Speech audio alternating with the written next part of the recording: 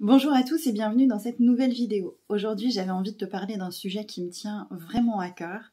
C'est sur les capacités extrasensorielles, les capacités médiumniques. Tu mets le mot qui te convient le mieux en fonction de ton ressenti et de tes croyances à toi. Parce qu'en fait, il y a quand même beaucoup cette idée que c'est réservé, que tout le monde n'y a pas accès, que ce sont des dons dans le sens c'est offert à certains et pas à d'autres. Et je n'aime pas du tout cette idée, je la trouve très élitiste, et j'aimerais du coup qu'on discute ensemble du fait que tout le monde, absolument tout le monde, a des capacités extrasensorielles. Pour commencer, je vais déjà commencer par les définir, alors de façon pas du tout exhaustive et très rapide. Il existe plusieurs sortes de capacités extrasensorielles. Les plus connues, c'est la clairvoyance et la clairaudience. La clairvoyance, c'est la capacité de voir, de recevoir des informations visuelles. Donc ça peut être voir des défunts comme tu me vois là sur cette vidéo, mais ça peut être beaucoup moins précis que ça. Ça peut être voir des couleurs, voir des formes, voir de la fumée, percevoir des variations dans ta vision à toi, des moments de flou, des moments nets, etc. Ça peut être aussi tout à fait voir en rêve ou voir en flash. La capacité de clairaudience, elle, c'est la capacité d'entendre les messages de l'invisible. Donc ça peut être entendre, comme tu m'entends parler là tout de suite maintenant, une voix extérieure, comme une voix dans ta tête, la même voix que tu utilises lorsque tu réfléchis, lorsque tu penses. Ça peut être aussi entendre des musiques, entendre des bruits, percevoir des variations auditives. Souvent, les personnes atteintes de clairvoyance peuvent avoir des acouphènes, à des moments où l'audition est perturbée, tu sais, comme quand tu as la tête sous l'eau, etc. Ça, c'est les deux principales capacités que tout le monde connaît. Mais il y en a d'autres. Il y a les capacités de guérison, le magnétisme physique, on dit souvent qu'on a les mains qui chauffent dans ces cas-là.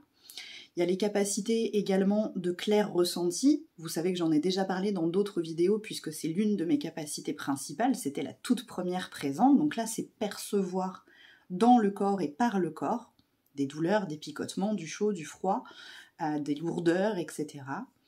Il y a les capacités également de claire cognition. Donc là, tu sais. Tu ne sais pas comment tu sais, mais tu sais. C'est des informations qui tombent toutes seules dans ta tête. C'est la canalisation directe. Et c'est aussi, de façon plus ténue, l'intuition. C'est quand ton petit doigt t'a dit quelque chose. Et ça, on est quand même très nombreux à l'avoir, je pense. On en discutera après. Mais il y a d'autres capacités qui sont aussi beaucoup moins connues et beaucoup moins encensées. Il y a la capacité de clair-odorat, c'est-à-dire de sentir des odeurs que les autres ne sentent pas, qui peuvent être dues à une présence d'entité, etc. Il y a aussi des capacités de mise en état de conscience modifié. En fait, à partir du moment où on pratique la relaxation, la méditation, parfois le yoga, on a accès à de la guidance sans s'en rendre compte. Et c'est là qu'en fait, aujourd'hui, c'est pour moi l'origine en fait de ces croyances comme quoi tout le monde n'a pas accès, alors qu'en fait, ça nous est tous arrivé d'avoir de l'intuition, d'avoir un ressenti, de faire un rêve de déjà-vu, et on va en reparler. L'idée, c'est que donc les capacités extrasensorielles, elles sont centrées au niveau de notre corps énergétique, au niveau du chakra du troisième œil qui se situe ici, un peu comme l'endroit de l'œil du cyclope, tout simplement. Donc on voit souvent les images de sorcières avec un œil ici ou des choses comme ça. C'est vraiment la matérialisation de notre chakra du troisième œil. C'est le centre des capacités extrasensorielles. C'est ce qui nous donne accès à l'invisible, à l'impalpable.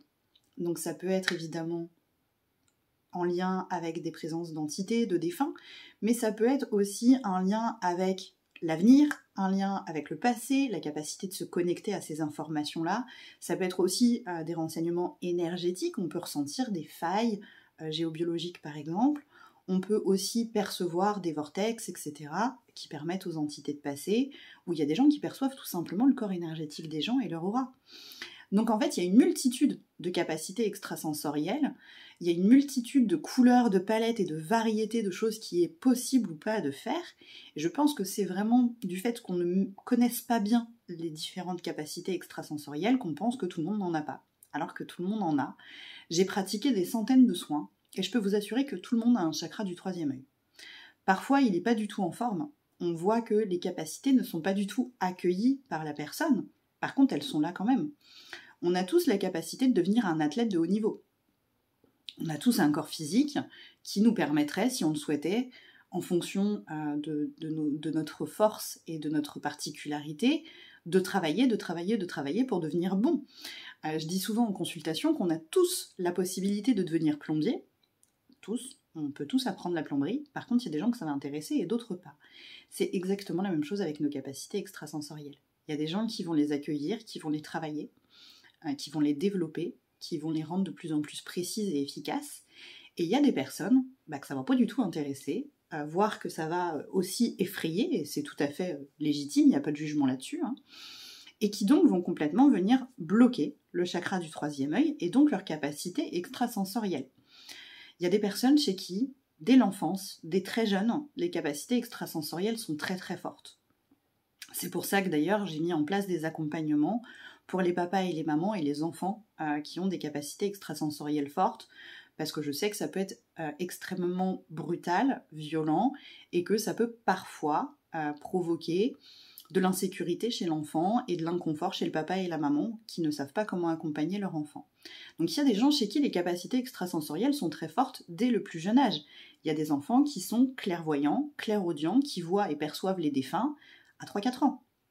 Et puis il y a des gens où ce sera infime, ténu, ou alors ce sera des capacités qui paraissent moins évidentes. Le clair ressenti, quand on perçoit une oppression dans un lieu, qu'on ne se sent pas bien dans un lieu, on s'imagine pas que c'est forcément des capacités extrasensorielles. On se dit tiens, je me sens pas bien là et on passe à autre chose.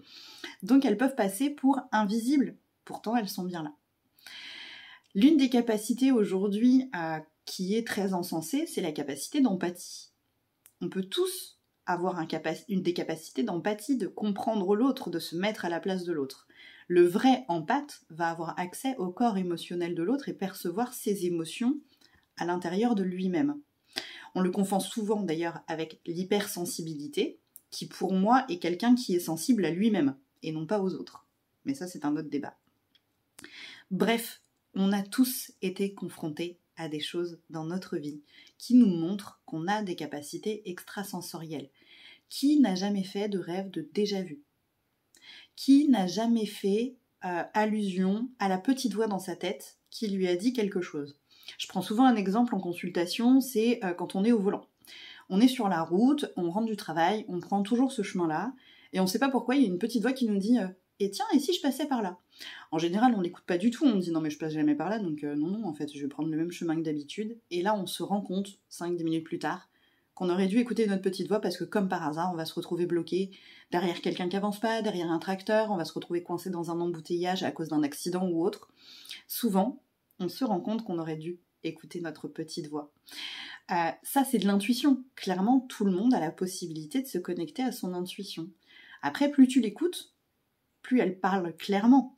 Plus tu es attentif à tes capacités extrasensorielles, plus tu comprends qu'elles sont réellement là.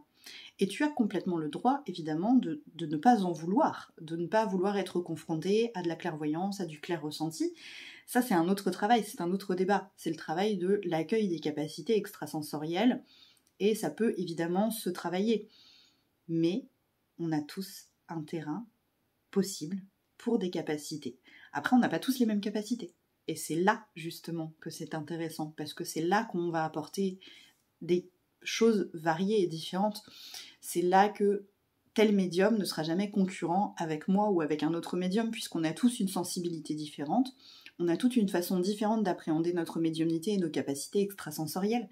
Et c'est ce qui fait la beauté, justement, de notre diversité, que ce soit pour les capacités extrasensorielles ou pour tout le reste.